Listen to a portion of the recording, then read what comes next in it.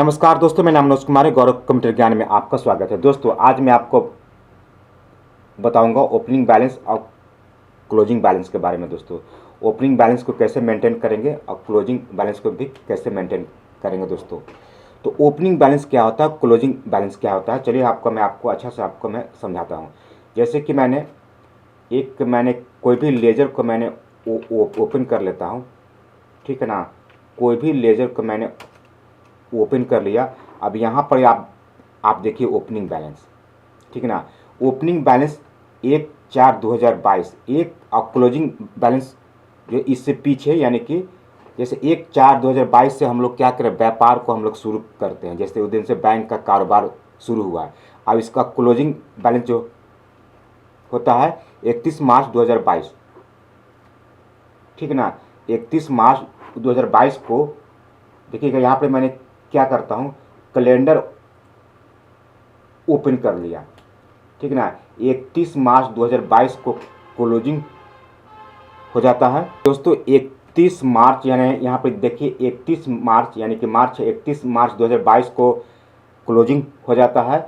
और जस्ट आपको 1/4 यानी कि 1/4/2022 को ओपनिंग हो जाता है। तो क्लोजिंग बैलेंस क्या हुआ, जब हमारा किसी के यहाँ बकाया है, कोई हमारे पास डेब्टर पार्टी है जिससे हम उधार माल बेचते हैं, तो उससे हमको बकाया लेना होता है। और जब हम 1/4/2022 से हम लोग व्यापार शुरू करेंगे, तो वहाँ पर इसमें उसका जो भी अमाउंट मुझे लेना है यहाँ पे आपको फिल कर देंगे, तो उससे पता चल जाएगा कि हमको इससे हमको इतना पैसा लेना है, ठीक है ना। अब हम किसी से उधार माल लेते हैं, कोई मेरे पास क्रेडिटर्स है जिससे हम उधार माल लेते हैं और उसको हमको पैसा देना होगा।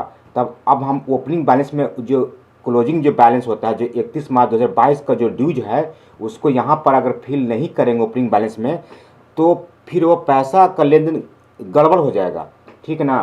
कहने का मतलब है दोस्तों कि 31 मार्च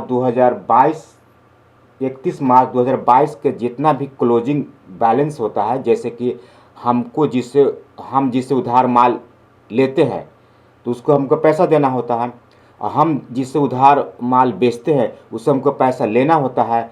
अगर यहाँ पर नहीं फिल करेंगे ओपनिंग बैलेंस में, यानी कि 1/4/2022 जब व्यापार शुरू करेंगे, तो वहाँ पर लेन देन गड़बड़ा जाएगा, बाकी जो ड्यूज है ना वो आपको गड़बड़ा जाएगा, इसलिए हमको मेंटेन नहीं होगा। अगर हम बैंक में मेरे पास पैसा है 31 मार्च 2022 से, वो उसको जब हम व्यापार शुरू करेंगे 1/4/2022 को, तो वो पैसा नहीं इसमें फिल करेंगे पीछे वाला बैंक वाला, तो आपको बैंक और आपका पैसा लेन देन दिक्कत हो जाएगा।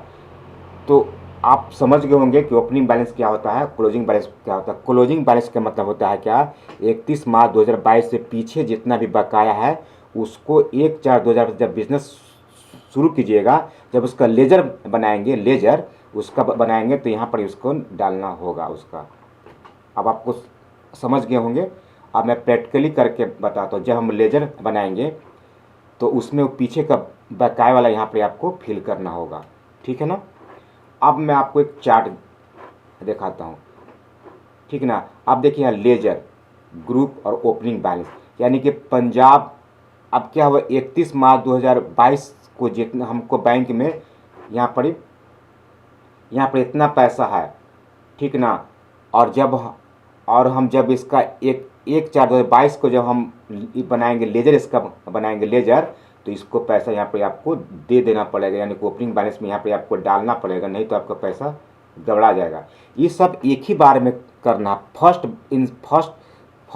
बार करना है। अब बाकी अपने आप अगला साल जब होगा ना, जैसे 1/4/2023 हो जाएगा, तो अपने आप वो उसमें ऐड हो जाएगा, ठीक है ना। एक ही बार करना है। तो चलिए इसको मैं प्रैक्टिकली करके आपको दिखाता हूँ। तो सबसे पहले मानिए कि हमने यहाँ पर देखिएगा एक कंपनी मैंने पहले से सबसे पहले बना हुआ डेमो के नाम से यहाँ पर एक लेजर बना लेते हैं, ठीक है ना। आप देखिए प्रैक्टिकली करके मैं आपको दिखाता हूँ, तब समझ में आ जाएगा। जैसे यहाँ पर लिख रहे हैं PNB बैंक अकाउंट। आप देखिए इसको रखेंगे बैंक अकाउंट में। आप यहाँ पर देखिएगा अकाउंट नंबर, IFSC कोड आपको सब आपको फिल करना है, मैं फिल नहीं कर रहा हूँ। अब देखिएगा, अब यहाँ पर आते हैं ओपनिंग बैलेंस में, यानी कि 31 मार्च 2022 से पीछे हमारे पास इतना बैंक में खाता में पैसा है, इसको यहाँ पर इतना आपको हम लोग डाल देंगे, ठीक है ना, ओपनिंग बैलेंस में, यानी कि 20,000 है।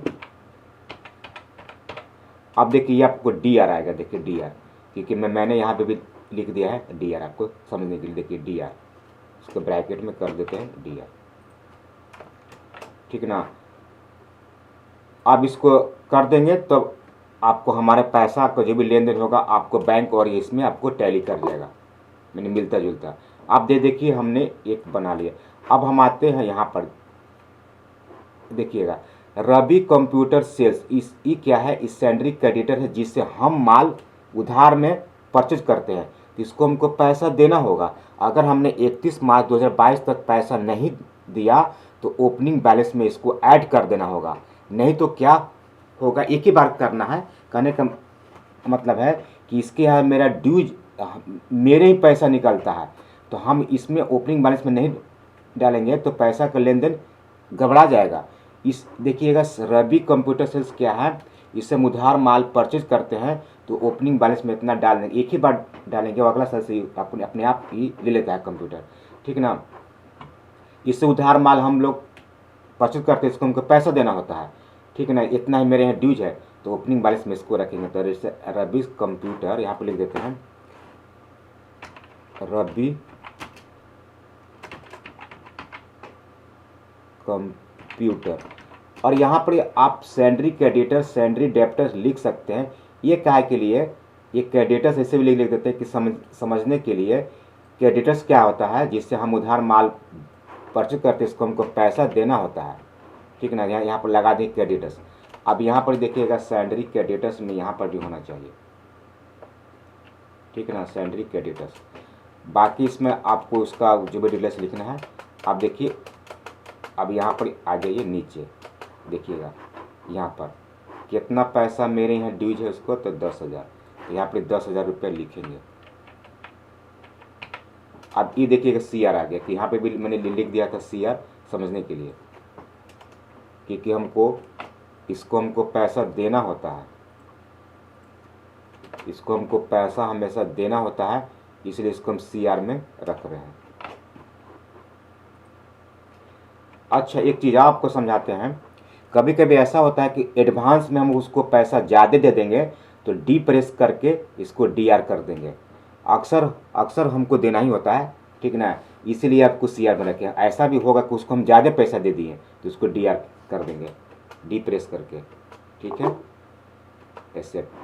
और एक और पार्टी को, और ऐसा आपको क्रेडिटर्स बहुत सारे हो गए, अलग अलग कम आप क्रेडिटर्स होंगे जिससे अलग अलग कुछ गुड्स खरीदेंगे, तो सभी को इसी तरह से लेजर बना के उसको आपको ऐड कर देना है। एक और हम लेते हैं मनोज कुमार, ये क्या कस्टमर है, ये डेप्टर्स है जिससे हम पैसा लेंगे, जिससे हम उधार माल इसको देते हैं, जिसको हम उधार माल देते हैं उसको डेप्टर्स बोलते हैं, और जिससे हमको पैसा लेना होता है तो हम इससे पैसा लेंगे तो उसके यहाँ ड्यूज हमारे पास इतना पैसा है, ठीक है ना। तो इसको भी हम लोग बना देते हैं, जैसे इनका नाम है मनोज कुमार, अभी डेप्टर्स है तो यहाँ पे हम डेप्टर्स लगा देंगे, तो इससे हमको पता चलेगा कि इससे हमको पैसा लेना होता है, ठीक है ना। और मारेंगे इंटर। अब यहाँ पर देखिएगा डेप्टर्स, इसको रखेंगे अंडर ग्रुप में।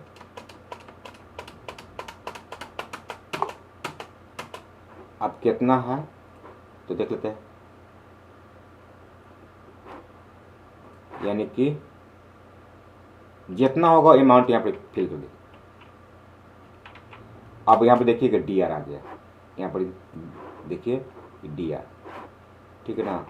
अब इसको सेव कर लेंगे, और इसी तरह से और हमारे पास जो डेप्टर पार्टी होगा जिससे हमको पैसा लेना होता है, इसका नाम लिख के सेव कर देंगे।